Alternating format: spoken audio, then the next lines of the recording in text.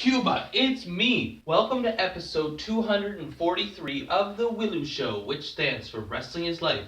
Life is Wrestling. Now today I wanted to talk about bad guys in wrestling.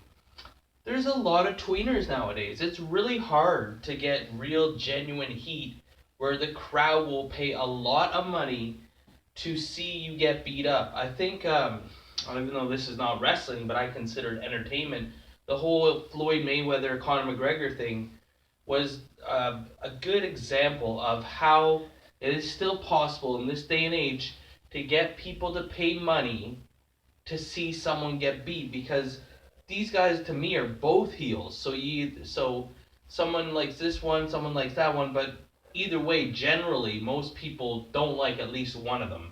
And in wrestling, it's hard. It's not the same as back in the day it used to be.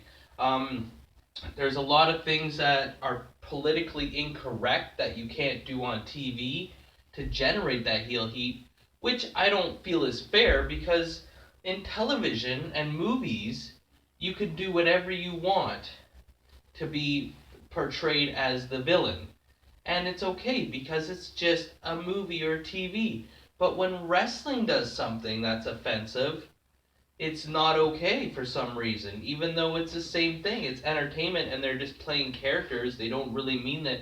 But for some reason, people take it way more seriously, and then they get offended, and then they have to do apologies, and it's just not really fair. And also, with the attention span and people knowing so much about wrestling nowadays, if you're trying to make the crowd hate you, sometimes if you do a good job of it, they know, so they're like, oh, he's doing a good job. He's really making me not like him.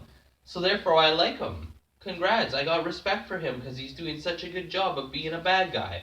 Kind of like The Miz, I guess, would be kind of like that nowadays.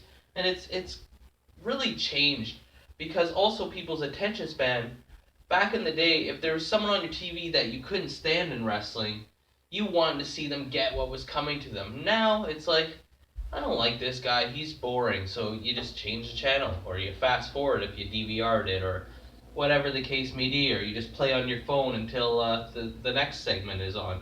And also, I find actually WWE's got it good right now.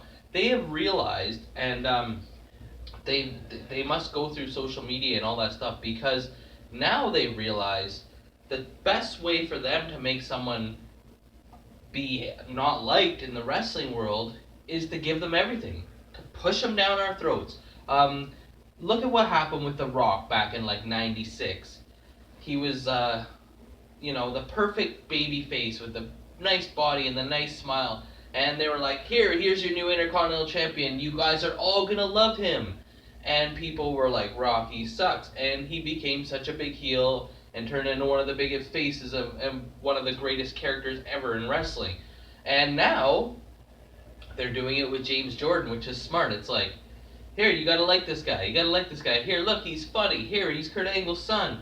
And the fans are like, no, we ain't having it. But they know what they're doing, because they gotta just keep pushing them down our throats, and eventually, I don't even know if he will make a heel turn. I think then that's giving the fans what they want. It's kind of like how Roman Reigns and Cena don't turn, because the kids and the girls are buying their shirts and cheering for them, and all the other people that hate them because of what they're doing right now. So as soon as they turn heel, people are going to cheer them, like, yes, finally, he's a bad guy, so now I'm going to cheer. It's like, everything's crisscrossed. I find actually it's easier to get heel heat in independent shows, small little shows, because people don't know the wrestlers. They're not celebrities. They don't have to be representing the WWE worldwide. So in a small little independent show, you really can be a heel. But other than that, is that era dead? Like, I read an article somewhere that's saying WWE doesn't want to have good or bad guys. They're just people. Some people will like them, some people will hate them.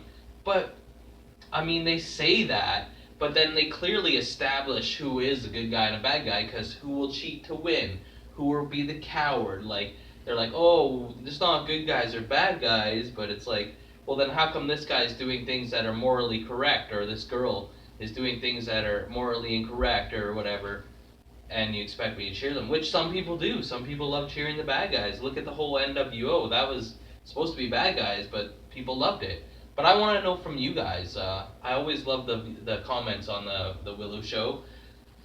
Let me know. Like, or you get a leg drop. Comment, or you get a clothesline. Subscribe, or you get a suplex. Is it possible to do something to become a true heel and have everybody want to see you get what's coming to you nowadays? And maybe you just got to go about it different ways, be a little bit more creative about how you're doing it? Or is that kind of dead and it's just like we just stick to the formula? And do you agree with me when I say it's more easier in independent, smaller shows than it is in the big shows and with the TV and everything like that? So let me know what you think. I'm your host, Elian Habanero. I love wrestling. Cuba!